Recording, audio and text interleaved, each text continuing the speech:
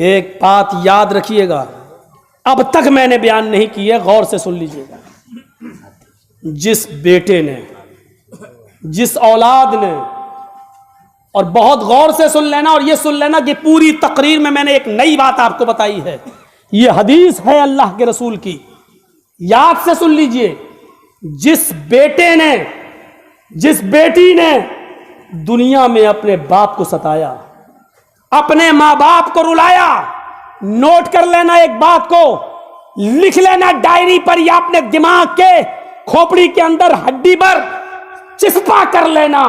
اللہ کی قسم کھا کے کہتا ہوں، جس بیٹے نے یا بیٹی نے دنیا میں اپنے باپ کو ستایا، رلایا، اور اسی طریقے سے نہ معافی مانگی، نہ ان کے پاس گیا، نہ ان سے معافی تلافی کی ہے، وہ بیٹا اس دنیا میں اس وقت تک مر نہیں سکتا جب تک کہ دنیا میں اپنا انجام نہ دیکھ لے، جب تک دنیا میں اپنے باپ کو ستانے کی سزا اس دنیا میں نہ بھگت لے. اللہ کے نبی فرماتے ہیں یہ قبر بھی اس کو اپنے اندر قبول نہیں کرتی ہے، ملک الموت بھی اس کی روح قبض نہیں کرتا ہے. اپنے ماں باپ کو رلانے اور ستانے والا اس دنیا میں مرنے سے پہلے اپنے انجام کو ضرور دیکھ لے گا. اس کو کوئی نہ کوئی مصیبت ضرور پہنچے گی، بغیر مصیبت پائے ہوئے اور بغیر اپنے انجام کو بھگتے ہوئے وہ موت بھی اس کو نہیں آ سکتی ہے. یہ بات یاد رکھیے گا، غور سے سن لیجئے گا.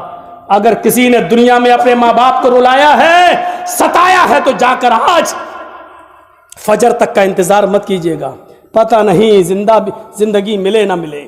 اس لیے آج ہی جا کر اپنے روٹھے ہوئے ماں باپ کو، یہ مت کہیے گا مولانا اگر غلطی اس کی ہو تو.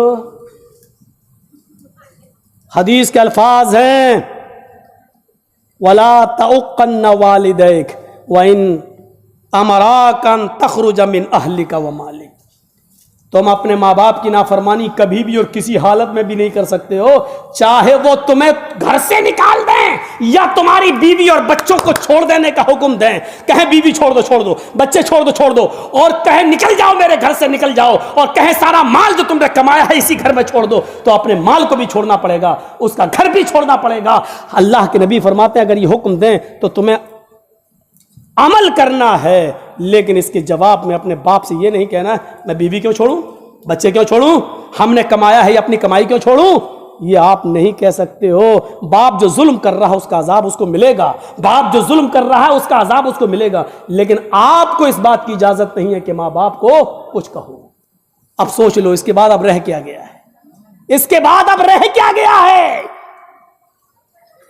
دنیا میں کوئی اس وقت تک مر ہی نہیں سکتا اگر اس نے اپنے ماں باپ کو ستایا ہے اور برائیاں کی ہیں. موت آ سکتی ہے، اس کا عذاب قبر میں مل سکتا ہے، جہنم میں مل سکتا ہے، لیکن ماں باپ کو ستایا ہے، رلایا ہے تو اس دنیا میں اس کے عذاب کو وہ بھگتے گا، پہلے اس کے انجام کو بھگتے گا اور اس کا گناہ باقی رہے گا. جہنم میں تو اس کا عذاب پھر ملنا ہی ملنا ہے، لیکن دنیا میں اپنے ماں باپ کو رلانے اور ستانے کا عذاب وہ دیکھے گا اور اپنے انجام کو پہنچے گا. اپنی اولاد کو بھی جہنم کی آگ سے بچاؤ. جنگ جلولہ میں 4000 بکریاں ملی.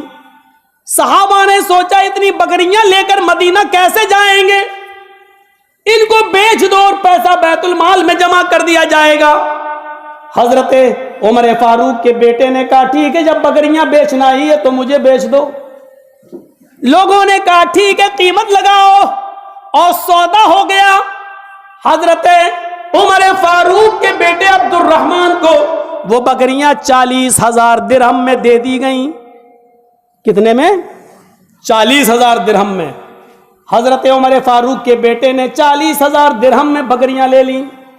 فرمایا گھر چلو ہم 40,000 درہم تمہیں دے دیں گے. ایک نوکر متعین کیا اور فرمایا ان بکریوں کو لے کر تم مدینے آ جاؤ، تمہاری جو محنت مزدوری ہوگی وہ تمہیں مل جائے گی. بکریاں آنے میں 8 دن لگیں گے. 8 دن ان کو بھی پہنچنے میں لگے. جب یہ اپنے علاقے میں پہنچے، یہ 2-3 دن میں پہنچ گئے. بکریاں 8 دن کے بعد آئیں. حضرت عمر فاروق کے سامنے جب مال رکھا گیا تو 40,000 درہم بھی رکھے گئے. حضرت عمر نے پوچھا یہ 40,000 درہم بھی کیا میدان جنگ میں کافروں سے لوٹے ہیں تم نے؟ جواب ملا نہیں. ہمیں بکریاں ملی تھی 4,000 بکریوں کو لانا یہاں دشوار تھا، مشکل تھا، اس لیے ان بکریوں کو میں نے وہی بیچ دیا، وہ 40,000 درہم میں بکی۔ کہا 4,000 بکریاں 40,000 درہم میں؟ بس بچے تھے چھوٹے چھوٹے؟ کہا نہیں، پوری بکریاں تھیں۔ کہا کس نے خریدی؟ فرمایا آپ کے بیٹے عبد الرحمن نے۔ فرمایا 40,000 درہم میں یہ بکریاں نہیں ہو سکتی ہیں، لوگوں تم نے میرے بیٹے کو 40,000 میں یہ بکریاں اس لیے بیچی ہیں کیونکہ وہ میرا بیٹا تھا، امیر المومنین کا بیٹا تھا، اس کے ساتھ رعایت برتی گئی ہے، اس کے ساتھ خاص توجہ دی گئی ہے، امیر المومنین کا بیٹا ہے اس لیے دے دو۔ نہیں ان بکریوں کو آنے دو، ہم اس کی دوبارہ نیلامی لگائیں گے، ہم اس کی دوبارہ بولی لگائیں گے۔ بکریاں آئیں، حضرت عمر فاروق نے ان بکریوں کو اپنے قبضے میں لے لیا اور بازار جب لگا تو ان بکریوں کو وہاں پہنچا دیا، پھر اس کی بولی لگائی گئی کہ لو ان بکریوں کو خریدو۔ ان بکریوں کو جب بولی لگائی گئی تو آپ یقین مانیے وہ بکریاں 3 لاکھ درہم کے اندر بکتی ہیں، 3 لاکھ درہم کے اندر وہ بکریاں بکتی ہیں۔ حضرت عمر فاروق نے 3 لاکھ درہم میں وہ بکریاں بیچ دیں اور 40,000 درہم جو ان کے بیٹے نے دیے تھے وہ 40,000 درہم ان کو دے دیے، یہ پکڑو اپنے پیسے۔ یہ 2,60,000 کا نقصان ہو رہا تھا، ان مسلمانوں کا ہو رہا تھا، مسلمانوں کے بیت المال کا ہو رہا تھا۔ یہ 2,60,000 روپے بیت المال میں جمع کیے جائیں گے۔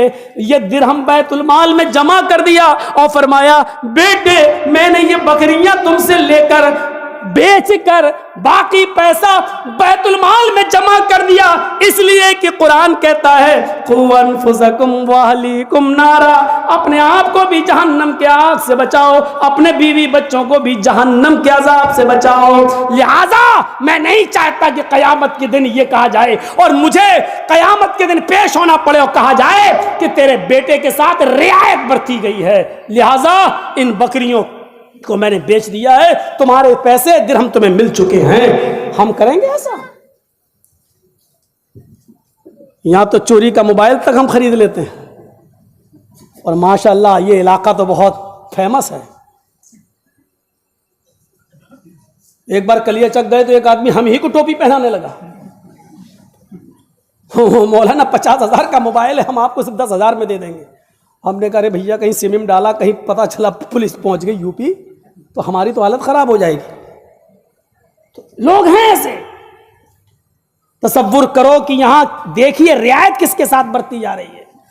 ملک شام سنا ہوگا، سیریا جس کو آج سیریا بولا جاتا ہے، یا مصر، دونوں جگہوں میں سے کسی ایک جگہ کا واقعہ ہے۔ حضرت عمر فاروق کے بیٹے نے دھوکے سے نبیذ پی لی۔ نبیذ جانتے ہو، کھجور کا پانی تھا لیکن اس میں نشہ آ چکا تھا، ان کو پتہ نہیں تھا، وہ سمجھے کھجور کا پانی اور پی لیا، جبکہ دھوکہ معاف، لیکن پی لیا، اچھا لگا تو اور پی لیا تو نشہ آ گیا۔ نشہ آیا تو پتہ چلا کہ عمر فاروق کے بیٹے نے نبیذ پی لی، نشے والی کھجور، سڑی ہوئی کھجور کا جو عرق تھا وہ پی لیا اور اس سے نشہ آ گیا۔ عمر ابن عاص وہاں کے گورنر تھے، عمر ابن عاص نے عمر فاروق کے بیٹے کو بلایا اور پوچھا کیا ایسا ہوا؟ فرمایا ہاں، کھڑے ہو جاؤ، اور 40 کوڑے حضرت عمر فاروق کے بیٹے کو لگائے گئے۔ دھیرے دھیرے یہ خبر عمر فاروق کو پتہ چل گئی مدینے میں کہ آپ کے بیٹے نے نبیذ پی لی تھی جس میں نشہ آ گیا تھا، لیکن مصر کے گورنر نے ان کو سزا دے دی اور 40 کوڑے لگا دیے۔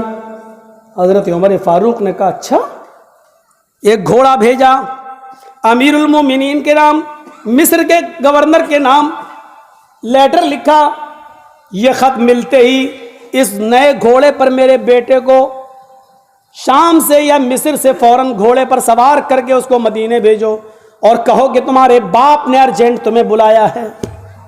خط ملتے ہی عمر ابن عاص نے حکم کی تعمیل کی، بیٹے کو لیٹر دیا، یہ تمہارے باپ کا لیٹر ہے۔ لیٹر پڑھا، بیٹے نے سوچا کوئی ایمرجنسی معاملہ ہوگا، نئے گھوڑے پر بیٹھا، دوڑتا ہوا چلا آیا، بیٹا گھر گھس رہا تھا۔ حضرت عمر نے کہا کدھر جا رہے ہو؟ کہا گھر میں۔ کہا رک جاؤ، اپنی ماں سے بعد میں ملنا، پہلے یہاں کھڑے ہو جاؤ۔ कहा क्यों? सुना है कि तुमने मिस्र में नशा कर लिया था। जवाब दिया हाँ कर तो लिया था, नशा तो आया था, लेकिन उसकी सजा तो मुझे मिल चुकी है मुल्क शाम में या मिस्र में। 40 कोड़े मैं खा चुका हूं। हजरत उमर फारूक ने कहा बेटे फिर से खड़े हो जाओ, मुझे अमर इब्न आस के ऊपर भरोसा नहीं है। शायद 40 कोड़े तुम्हारे जिस्म के ऊपर उतनी जोर से नहीं लगाए गए होंगे जितनी जोर से लगना चाहिए। शायद रियायत बरती गई हो क्योंकि तुम अमीरुल मोमिनीन के बेटे हो, इसलिए हल्के हल्के कोड़े मार दिए गए हों। जल्लाद ने तुम्हारे साथ रियायत बरती होगी कि हल्के हल्के कोड़े मारो, ये उमर फारूक का बेटा है। मैं अपने सामने कोड़े लगवाऊंगा, उन कोड़ों को मैं कल आदम करार देता हूं, उन कोड़ों की मेरी नजर में कोई हैसियत नहीं है। दोबारा खड़ा कर दिया। बेटा मां से मिलना चाहता है, लेकिन हजरत उमर फारूक कह रहे पहले सजा भुगतो बाद में अंदर जाओ। और दोबारा खड़ा करने के बाद 4 जल्लाद को खड़ा किया, कहा पहले आदमी तुम हो, 40 कोड़े लगना है लेकिन तुम 10 मारोगे। 10 के बाद तुम्हारे हाथ में वो ताकत नहीं रहेगी, हाथ में कमजोरी आ जाएगी, हट जाओ। फिर दूसरा जल्लाद मारेगा, फिर दूसरा हटे, फिर तीसरा हटे, फिर चौथा।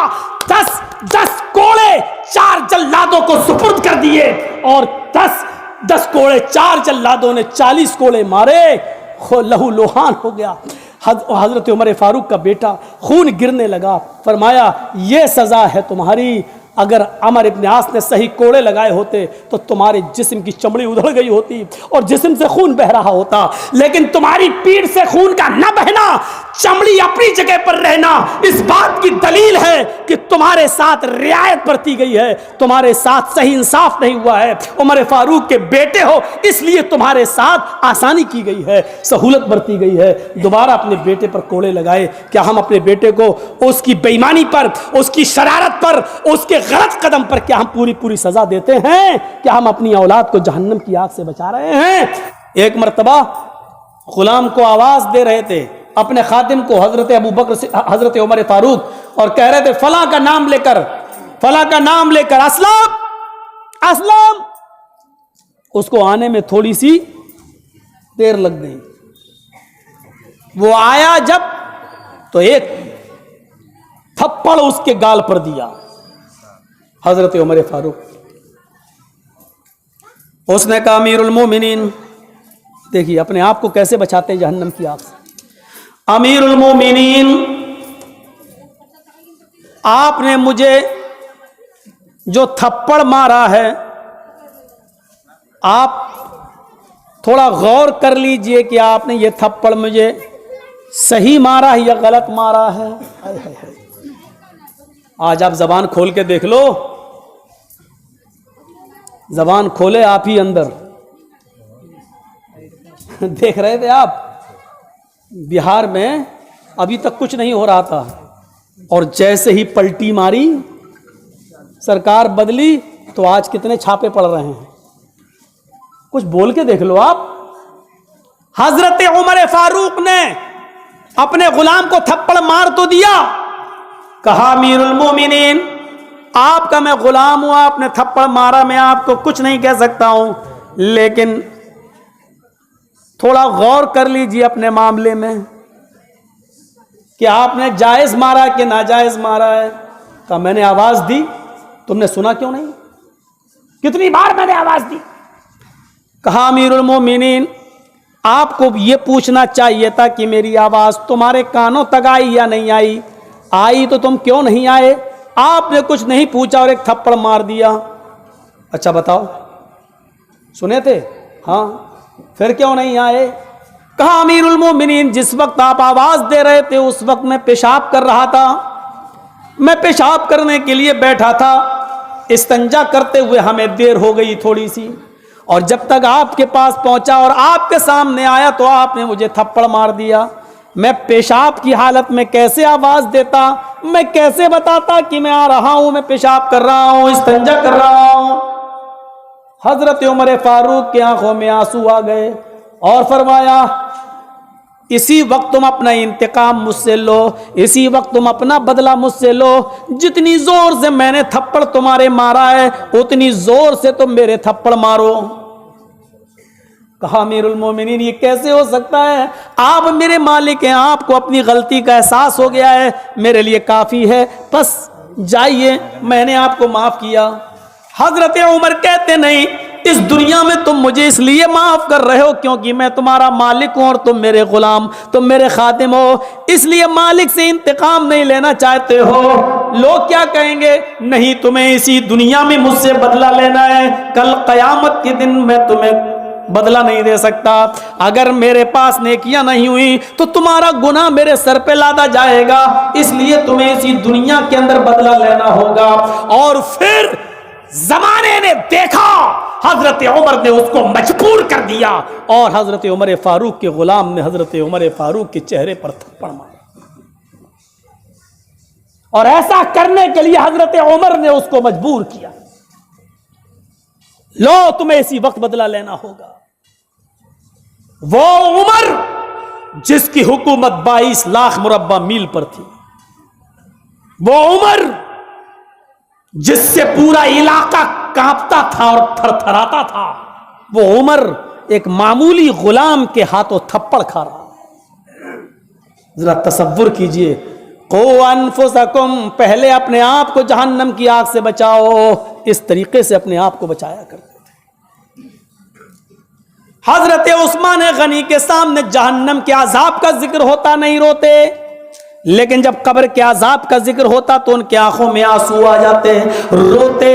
لوگوں نے پوچھا کہ جہنم کا عذاب جب بیان کیا جاتا تب تو روتے نہیں ہو، اور قبر کا عذاب بیان کیا جاتا تو روتے ہو، جبکہ جہنم کا عذاب قبر کے عذاب سے زیادہ خطرناک ہے۔ تو اس پر عثمان غنی یہ جواب دیتے ہیں، میں قبر کے عذاب کو سن کر اس لیے روتا ہوں، ان القبر اول منزل من منازل الاخرہ، قبر آخرت کی منزلوں میں سے فرسٹ منزل ہے، پہلی منزل ہے۔ جو قبر کے عذاب سے بچ گیا اور جو قبر کے مرحلے سے نکل گیا، جو قبر کے سوال و جواب سے کامیاب ہو کر نکل گیا، وہ تمام مرحلوں میں اور تمام منزلوں میں کامیاب ہو جائے گا، اور جو قبر کی منزل میں پھنس گیا وہ آخرت کی تمام منزلوں میں پھنستا چلا جائے گا۔ اس لیے میں عذاب قبر کا ذکر سنتا ہوں تو روتا ہوں۔ اپنے آپ کو اس طریقے سے جہنم کے عذاب سے بچایا جاتا تھا۔ آئیے اپنے بیوی اور بچوں کو بھی جہنم کے عذاب سے بچاؤ۔ اپنے آپ کو بچایا، اب بیوی اور بچوں کو کیسے بچایا جائے، یہ ہر آدمی فکر کرے۔ صرف ایک آیت ہی میں نے اٹھائی ہے، یا ایھا الذین آمنوا قوا انفسکم واہلیکم نارا، اسی پر سن لیجئے بس۔ اپنے آپ کو بچانے کی مثالیں دے دیں، ابو بکر نے کیسے بچایا، عمر فاروق نے کیسے بچایا، عثمان غنی نے کیسے بچایا۔ اب اپنے بیوی کو، اور پھر ایک دو مثال بچوں کی، اپنے بچوں کو کیسے بچایا جائے۔ اپنی بیوی کو،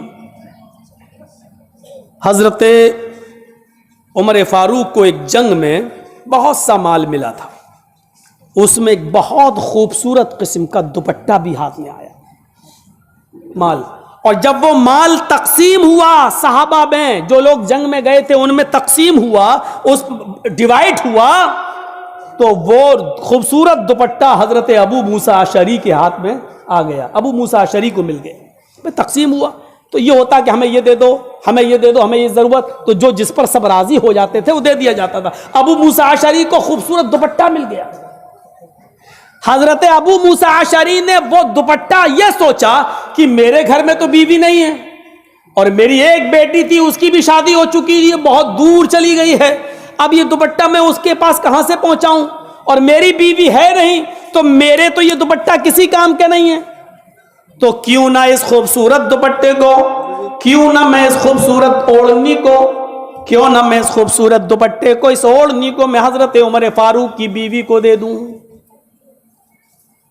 حضرت عمر فاروق کی بیوی کو وہ دے آئے، دروازے کو دستک دی، بیوی نے دروازہ کھولا، امیر المومنین تو ہے نہیں، فرمایا کوئی بات نہیں، مجھے ان سے کام بھی نہیں ہے، یہ خوبصورت دوپٹہ مجھے ملا تھا، اب میری بیوی تو ہے نہیں، بیٹی بہت دور بیاہ دی گئی ہے، اس کی شادی کر دی گئی ہے، وہاں تک تو پہنچنا ممکن نہیں ہے، لہٰذا یہ دوپٹہ میں تمہیں دے رہا ہوں گفٹ کے طور پر۔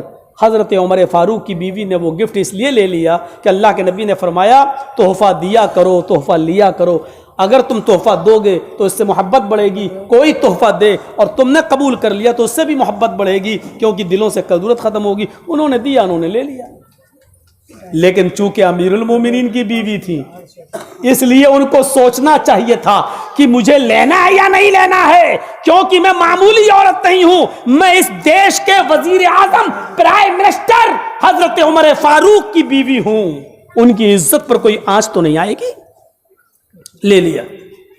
ایک دن حضرت عمر فاروق جب دورہ کر کے شہروں کا معائنہ کر کے، گلیوں کا معائنہ کر کے جب اپنے گھر میں آئے تو بیوی نے یہ سوچا کہ چلو آج تو میرے شوہر گھر میں آ رہے ہیں تو اچھے کپڑے پہن کر میں تیار رہوں، اور وہ دوپٹہ جو ان کو بڑا خوبصورت دوپٹہ تھا، جو ایرانی دوپٹہ تھا، اس خوبصورت دوپٹے کو انہوں نے اپنے اوپر ڈال لیا صرف اس لیے کہ میرے شوہر مجھے دیکھ کر آج خوش ہو جائیں۔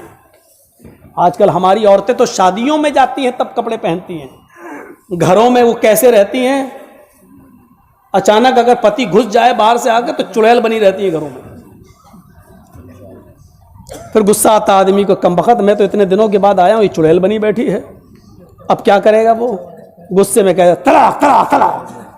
اس کی ذمہ دار بہت حد تک عورتیں بھی ہیں، جو میک اپ، جو خوبصورتی اور جو بناؤ سنگار گھر میں عورتوں کے لیے جائز تھا وہ کر نہیں رہی ہیں، اور باہر دیکھو کیسے بن کے جاتی ہیں کہ شرم سے سر جھک جائیں مردوں کے۔ عورتیں وہ کپڑے پہن کیسے لیتی ہیں جن کپڑوں کو مرد دیکھنا بھی گوارا نہیں، کیسے کپڑے جن کی شرم سے سر جھک جائیں، آج ان کپڑوں کو لڑکیاں پہن لیتی ہیں، کیسی بے عزتی۔ ضمیر دیکھو، ضمیر، دل۔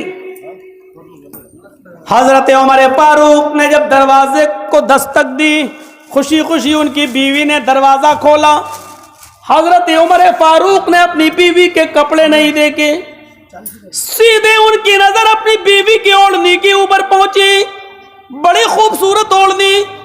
فرمایا اے میری پیاری بیوی، یہ اوڑھنی، یہ دوپٹہ جو تم اوڑھے ہوئے ہو، اس دوپٹے کو خریدنے کی میری حیثیت نہیں تھی، میری طاقت نہیں ہے، مجھے اتنی تنخواہ، اتنی سیلری بھی نہیں ملتی ہے کہ میں مارکیٹ سے، میں بازار سے جاؤں اور اتنا مہنگا دوپٹہ خرید کر تمہیں دوں۔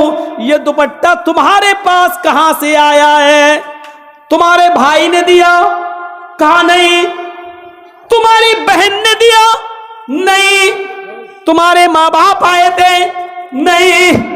پھر یہ دوپٹہ تمہارے پاس کہاں سے آیا؟ یہ اوڑھنی تمہارے پاس کہاں سے آئی؟ جواب دیا، صحیح بول دیا کہ یہ دوپٹہ، یہ اوڑھنی مجھے حضرت ابو موسیٰ اشعری رضی اللہ تعالیٰ عنہ دے کر گئے ہیں۔ ابو موسیٰ اشعری کون تھے یہ بھی سن لیجئے۔ ابو موسیٰ اشعری بیت المال کے کیشیئر تھے۔ بیت المال تو سمجھتے ہیں نا آپ، سرکاری جو فنڈ ہوتا ہے جس کو ہندی میں راج کوش کہتے ہیں، اب آپ کے ہاں کیا کہتے ہیں وہ ہم کو نہیں معلوم، خزانچی کو ٹریزری، خزانچی جس کو بولا جاتا ہے بیت المال کا جو خزانے کا مالک ہو، کیشیئر۔ تو بیت المال کے کیشیئر تھے کون؟ ابو موسیٰ اشعری۔ حضرت عمر فاروق نے جب سنا کہ اچھا یہ دوپٹہ تمہیں ابو موسیٰ اشعری نے بیت المال کے کیشیئر نے دیا ہے، کہاں؟ اپنی بیوی کے سر سے وہ دوپٹہ اتارا اور اس کو لپیٹ دیا، ایسے پکڑ کے ایسے گولا بنا دیا اس کا، اور وہ گولا بنانے کے بعد اپنی بیوی کے سر پہ مار دیا، کس کے مارا، چاہے جتنا بھی ہلکا ہو لیکن جب اس کو اکٹھا کر کے گولا بنا کر مارا جائے گا تو تھوڑا سا تو لگے گا سر پر۔ عورت کا سر بھی کمزور ہوتا ہے باڈی کی طرح، جسم کی طرح، اس کے سر پہ جب قریب سے مارا تو حضرت عمر فاروق کی بیوی بولتی ہیں کہ عمر فاروق کے ہاتھ سے گولا بنا ہوا وہ دوپٹہ جب میرے سر پہ لگا تو میرے سر میں درد شروع ہو گیا، پین شروع ہو گیا۔ کہا کہ ابو موسیٰ اشعری کو بلایا جائے۔ ابو موسیٰ اشعری کو بلا لیا گیا اور طلب کر لیا گیا اور فرمایا اے ابو موسیٰ کیا یہ اوڑھنی کیا یہ دوپٹہ تم نے میری بیوی کو دیا ہے؟ ہاں کہا تم کون ہو؟ کہا بیت المال کا کیشیئر۔